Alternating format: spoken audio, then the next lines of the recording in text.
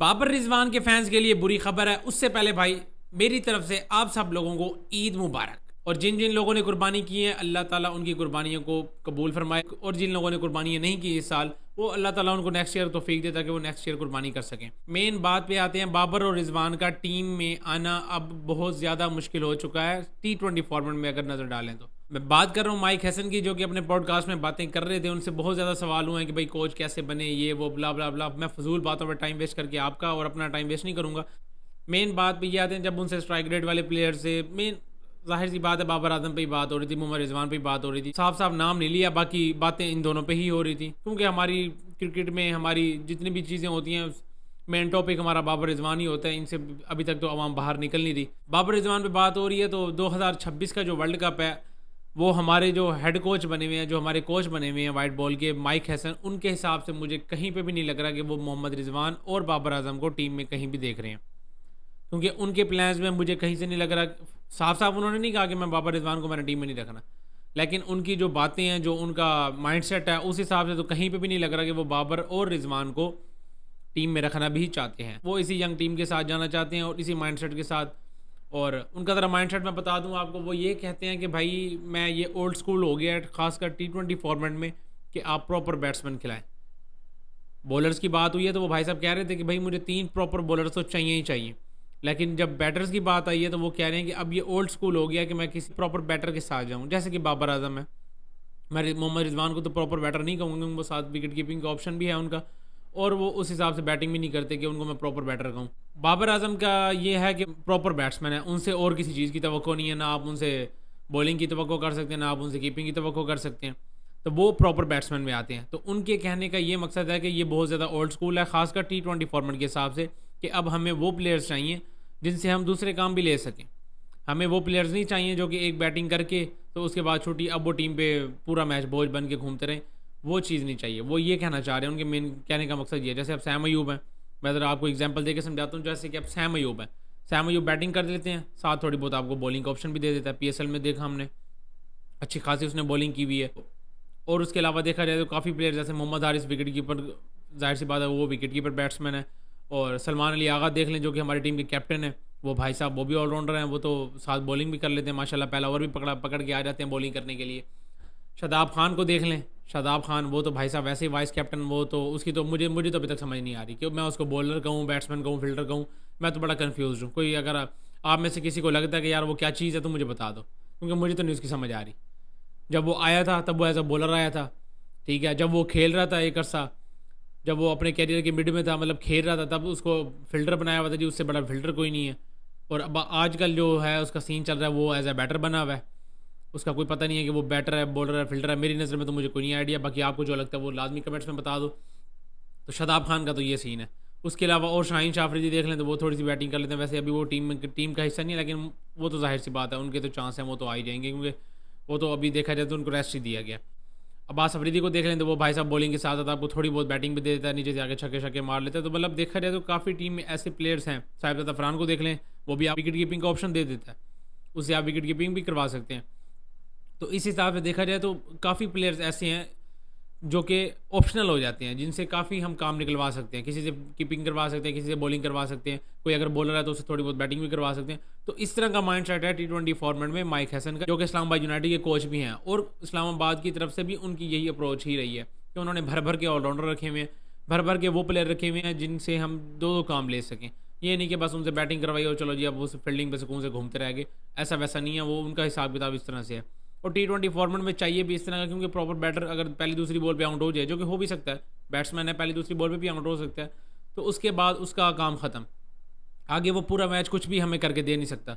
तो देखा जाए एक ये अप्रोच इस हिसाब से ठीक भी है, लेकिन बाबर रिजवान के फैंस के हिसाब से देखा जाए तो बड़ी बुरी खबर भी है, क्योंकि बैटिंग के अलावा तो और कुछ है नहीं। और बैटिंग में देखा जाए तो भाई साहब उनके स्ट्राइक रेट में बड़े इश्यूज़ चल रहे हैं, बड़े मसले मसाइल हैं।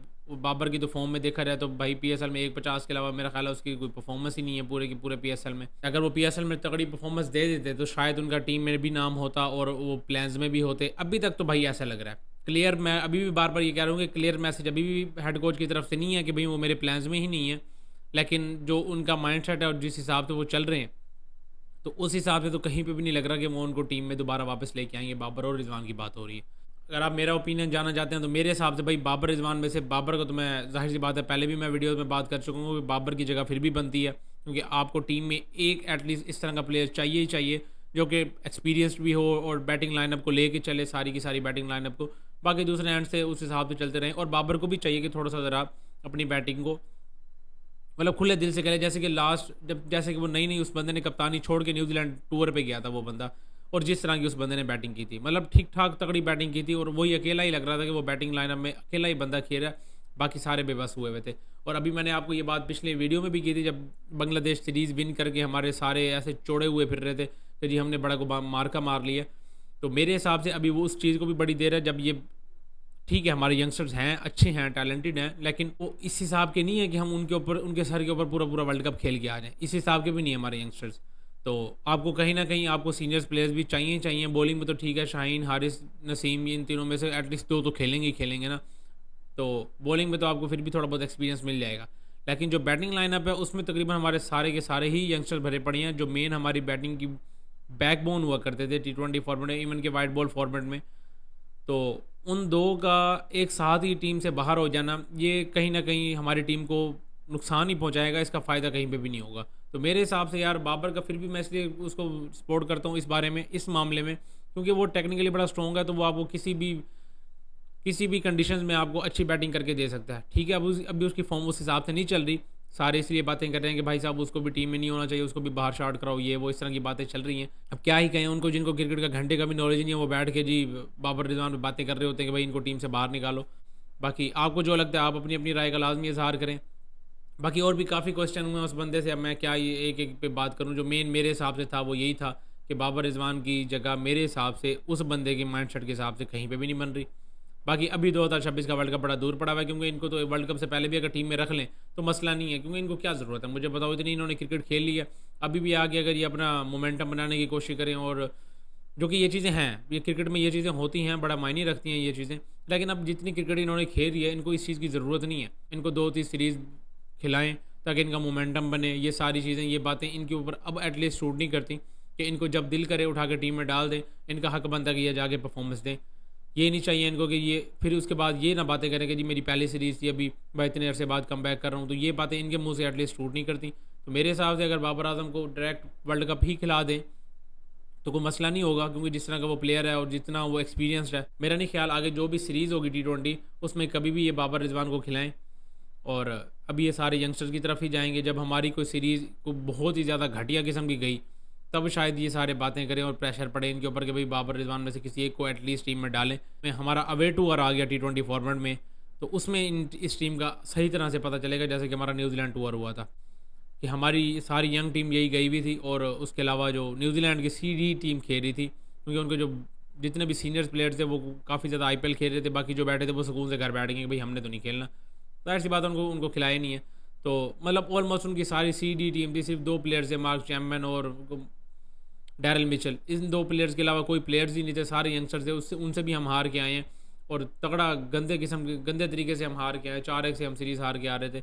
कोई 2-3 अवे सीरीज़ रखें वर्ल्ड कप से पहले और उसमें अपने प्लेयर्स को चेक करने की कोशिश करें, फिर आपको असल पता चलेगा कि हमारे ये यंगस्टर्स कितने पानी में हैं, हमें ये वर्ल्ड कप जितवा भी सकते हैं कि नहीं। वैसे हमारा वर्ल्ड कप है तो एशिया में ही, लेकिन जाहिर सी बात है जितनी मुश्किल कंडीशंस में अपने प्लेयर्स को जज करेंगे फिर उतना ही हमें पता चलेगा कि भाई हमारे किसी काम के हैं भी कि नहीं। बाकी आपको जो लगता है आप अपनी अपनी राय लाजमी कमेंट्स में शेयर करें कि आपको क्या लगता है, क्या बाबर रिजवान में से किसी एक को भी टीम में खेलना चाहिए, या दोनों को खेलना चाहिए, या दोनों को ही नहीं खेलना चाहिए। जो आपको लगता है वो लाजमी कमेंट्स में शेयर करें। बाकी इस वीडियो में इतना ही, मिलते हैं नेक्स्ट वीडियो में।